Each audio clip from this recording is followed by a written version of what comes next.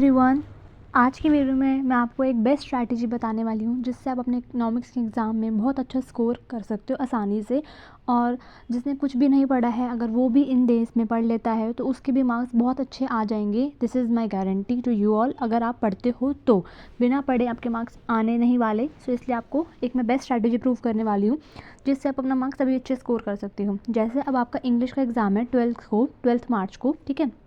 तो उससे पहले आपका एक बहुत लॉन्ग ब्रेक है। अगर आप उन डेज़ को वेस्ट कर दोगे तो सिर्फ आपके पास 12 से लेके 18 का जो गैप है, लाइक 17 का, 13 से लेके 17 का गैप है, उस टाइम का ही बचेगा। उसमें आपको बहुत ज़्यादा स्पीड में करना पड़ेगा, फिर कुछ चीज़ें रह जाएगी, कुछ नहीं रह जाएगी, फिर रिवीजन नहीं हो पाएगी, अच्छे से प्रैक्टिस नहीं हो पाएगी। तो उस केस में अगर आप अभी का जो टाइम है सिर्फ 6 डेज़ अगर आप अच्छे से पढ़ लेते हो तो आपका एक स्कोर बहुत अच्छे से आ सकता है आराम से, ठीक है। तो मैं अपनी स्ट्रैटेजी को बहुत अच्छे से डिज़ाइन करा है मैंने ताकि हर एक बच्चे के लिए ये सूटेबल हो और आपको पढ़ना भी कब से है, आज का डे लगा लो 27 का। मैं अभी वीडियो लेट पोस्ट कर रही हूँ, बट आपको क्या करना है, आपको इसी के बाद क्या करना है, आपको इसी के बाद कंटिन्यू करना है और आप इजीली अपना 27 वाला गोल भी अचीव कर पाओगे, ठीक है। तो इतना कुछ वो नहीं है और आपको 27 से लेके 6 मार्च तक पढ़ना है, ठीक है, अच्छे से। तो देखो, सबसे पहले मैंने यहाँ पे लिया है 27 फ़ेब को नेशनल इनकम। आपका नेशनल इनकम के मैंने 4 वीडियोस लिखी है यहाँ पे। देखो अब क्या होगा कि मैंने अपने उसमें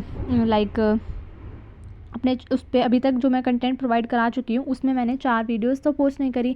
जो मेरी फर्स्ट वीडियो है ना नेशनल इनकम की, जिसमें मैंने लिखा है कि क्वेश्चन पक्का आएंगे ही आएंगे, उसमें से आपको सारा थ्योरेटिकल पोर्शन कवर कर लेना है, जिसमें मैंने स्टॉक वर्सेस फ्लो लिख रखा है, स्टॉक वर्सेस फ्लो है, और फाइनल गुड, इंटरमीडिएट गुड्स, ये सारे कॉन्सेप्ट्स आपके कवर हो रखे हैं ये फर्स्ट वीडियो में, ठीक है। अगर आपको लिंक चाहिए होगा तो आप मुझे बता देना, उसका मैं आपको वीडियो का लिंक भी शेयर कर दूँगी, ठीक है।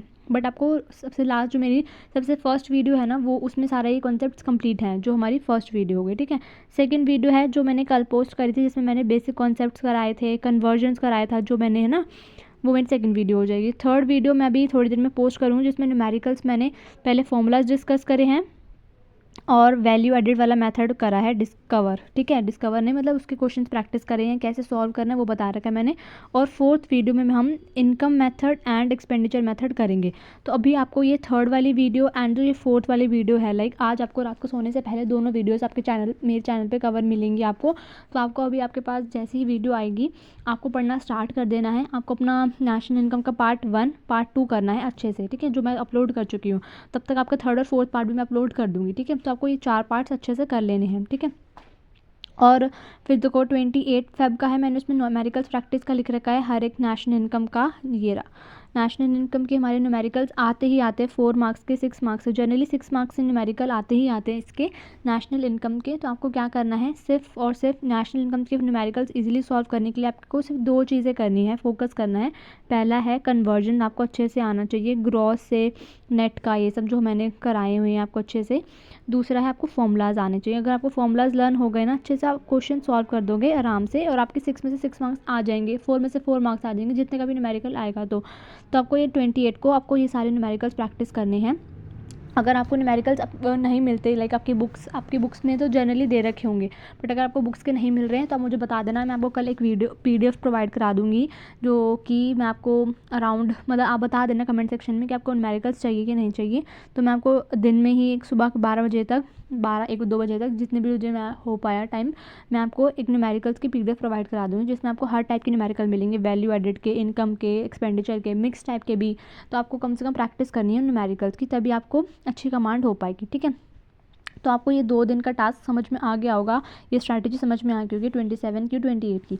अब आपको फर्स्ट को क्या करना है, आपको इंडियन इको का जो पार्ट 1 है ना, जिसकी मैंने प्लेलिस्ट बना रखी है इंडियन इको की, आपको इंडियन इको का पार्ट 1 करना है, जिसमें मैंने 5 क्वेश्चंस कवर कर रखे जो बहुत बहुत बहुत ही रिपीटेड नेचर के हैं। आपको उन 5 क्वेश्चंस को सुनना है अच्छे से और उनको लर्न करना है।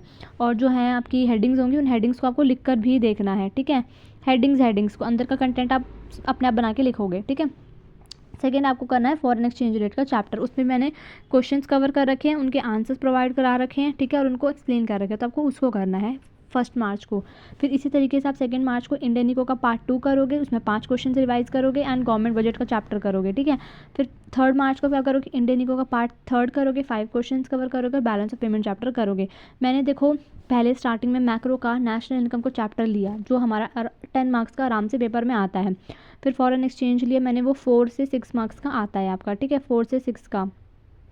गवर्नमेंट बजट भी आपका 4 से 6 मार्क्स का आता है, बीओपी भी आपका 6 मार्क्स का आता है। तो आपके ये देखो कि जिसने कुछ भी नहीं पढ़ा, अगर वो आपके इसमें आपके कितने चैप्टर्स कंप्लीट हो जाएंगे, 1 2 3 4 आपके 4 चैप्टर कंप्लीट हो जाएंगे मैक्रो के। 40 में से आपके आराम से 30 या 25 तो आराम से बन ही जाएंगे, ठीक है। तो आपको इनको छोड़ना नहीं है। इस स्ट्रैटेजी जो मैंने बनाई है वो मैंने स्टूडेंट्स पॉइंट ऑफ व्यू से ही बनाई है कि भाई बच्चे अगर इसको पढ़ लेते हैं तो बहुत अच्छा स्कोर कर लेंगे, क्योंकि मैं जानती हूँ कि कितना मतलब फ्रस्ट्रेटिंग हो जाता है, कितना आपको नीड हो जाती है कि भाई हमें रेस्ट चाहिए, हमें आराम करना है। बट अगर आप अपने दिन में से 2 घंटे 2.5 घंटे भी अगर आप दे देते हो इस चीज़ को तो आप अच्छे से कर लोगे। और मेरी जितनी भी यूट्यूब चैनल है वीडियोज़ है वो 25 मिनट्स की है, 30 मिनट्स की तो कोई वीडियो भी नहीं गई है।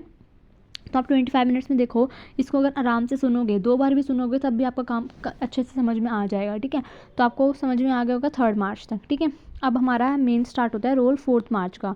अगर आप लोग होली सेलिब्रेट कर रहे हो तो it is okay, Holi is our festival, हमारा एक बार ही आता है साल में। इट इज़ नॉट नेसेसरी कि आपको होली सेलिब्रेट नहीं करनी है, आप करो आराम से। अगर आप 7 बजे भी करना स्टार्ट कर रहे हो होली सेलिब्रेट करना, तो आप जितने 11 बजे 12 बजे 1 बजे 2 बजे जितने बजे तक भी आप सेलिब्रेट करो, ठीक है।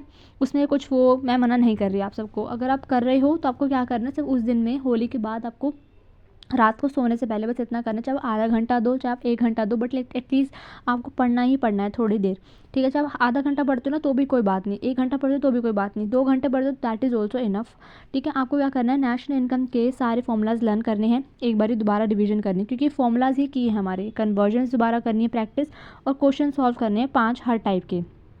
5 हर टाइप के मतलब वैल्यू एडेड के 5 क्वेश्चन करने हैं, इनकम मेथड के 5 क्वेश्चन करने हैं, 5 आपको एक्सपेंडिचर के क्वेश्चन करने हैं, और 5 आपको मिक्स टाइप के क्वेश्चन करने हैं, जिसमें आपको ऐसा लिखा हुआ आएगा कि ये सारा डेटा दे रखा है, आपको आइडेंटिफाई करना है कि कौन सा फॉर्मूला लगेगा इसमें। आपको इस टाइप के क्वेश्चन भी करने हैं, तो आपको क्वेश्चन की प्रैक्टिस करनी है उस दिन, ठीक है।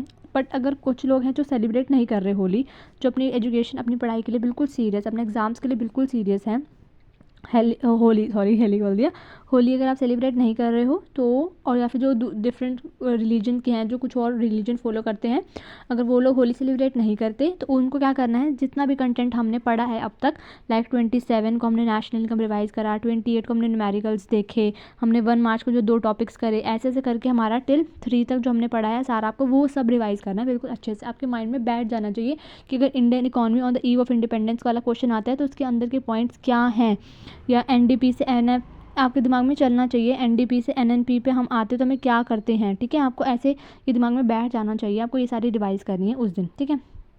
और अब आपका आता है लास्ट 5 और 6 मार्च।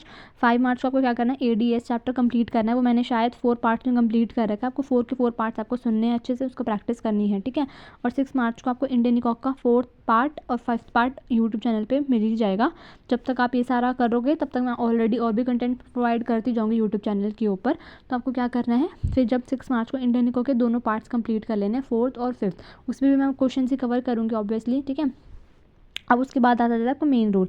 तो अब देखो आप अपना ये चीज़ देखो कि आप 27 से अगर स्टार्ट करते हो और 6 मार्च तक आप करते हो तो आपके कितने दिन हो गए, 27 28 1 2 3 4 5 6 डेज़ हो गए। होली के दिन को हटा भी दो तो भी कोई बात नहीं, चलो 8 दिन हो गए आपके, 8 डेज़ हो गए आपके, ठीक है। इन 8 डेज़ में आपका कितना अच्छा सारा, मतलब ये लगा लो आपका 80% सिलेबस कंप्लीट हो चुका है, 80 से भी ज़्यादा हो चुका है, ठीक है।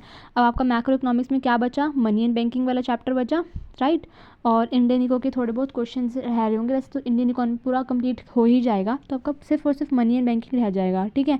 वो भी हम कर लेंगे, ठीक है। अब आपको क्या करना है, 7 से लेकर 11 मार्च आपका इंग्लिश का एग्ज़ाम है, तो आप इंग्लिश करो, लाइक 7 को 8 को आप हर दिन इंग्लिश करो, ठीक है। और अगर आपकी स्पीड अच्छी है या फिर आपने पढ़ रखा है, आपको लग रहा है कि आप कॉन्फिडेंट हो, इनफ कॉन्फिडेंट हो कि हाँ इंग्लिश में आपका स्कोर अच्छा आ जाएगा, या आप कर लोगे अच्छे से इंग्लिश में, कि आपको जो भी आपका ऐसे राइटिंग आते हैं, जो भी डिबेट राइटिंग आते हैं, जो भी आपके क्वेश्चंस आते हैं दोनों बुक्स से, आपको अगर ऐसा लगता है कि आपके सारे इंग्लिश अच्छे से कवर कर सकते हो आप आराम से, आपके मतलब बहुत अच्छे कमांड है इंग्लिश में, तो आप उस इंग्लिश के साथ साथ आप और क्या करोगे, मैं अब इसके बाद मतलब मैं तो डेली कंटेंट प्रोवाइड कराऊंगी आपको यूट्यूब चैनल के ऊपर। तो आप जो मैं MCQs प्रैक्टिस कराऊंगी ना वो करोगे सिर्फ और सिर्फ। मतलब कि अगर मैंने नेशनल इनकम के MCQs डाले यूट्यूब चैनल पे, लाइक मैं 20 से 25 ही डालूंगी, ज़्यादा नहीं डालूंगी, ठीक है। पार्ट्स में डाल सकती हूँ, बट एक दिन में 20 to 25 MCQs ही हम कवर करेंगे चैनल पे, ठीक है। तो आपको क्या करना है, 20 to 25 MCQs को आपको सॉल्व करना है। पहले वीडियो देखनी है, मैं साथ साथ ही कराऊंगी, आपको अपना पोज करके आंसर देखना है कि भाई हाँ मेरा आंसर सही बैठ रहा है या नहीं बैठ रहा। आपको इस तरीके से करना है, ठीक है। आपको ये करना है, सिर्फ और सिर्फ MCQs करना है। और ये 20 to 25 मिनट मैंने लिया, तो 25 मिनट से लेकर 30 मिनट्स तक की एक वीडियो जाएगी। तो मतलब आप ये देखो कि आप 30 मिनट्स अगर इकोनॉमिक्स को देते हो तो कोई बड़ी बात नहीं है अपने इंग्लिश एग्ज़ाम की प्रिपरेशन करते करते, ठीक है। तो आप ऐसे करके आप अगर 2 3 4 चैप्टर्स के भी आप अपने MCQs कवर कर लेते हो इस टाइम पीरियड में, तो वो भी बहुत इनफ रहेगा। ऐसा नहीं है कि आपको इंग्लिश को निगलेक्ट करना है, मैं ये बिल्कुल भी नहीं बोल रही। आपको इंग्लिश को तो अपना टॉप मोस्ट प्रायोरिटी रखनी है इन डेज़ में, ठीक है। इन डेज़ में आपको टॉप मोस्ट प्रायोरिटी रखनी है आपको इन इंग्लिश, ठीक है।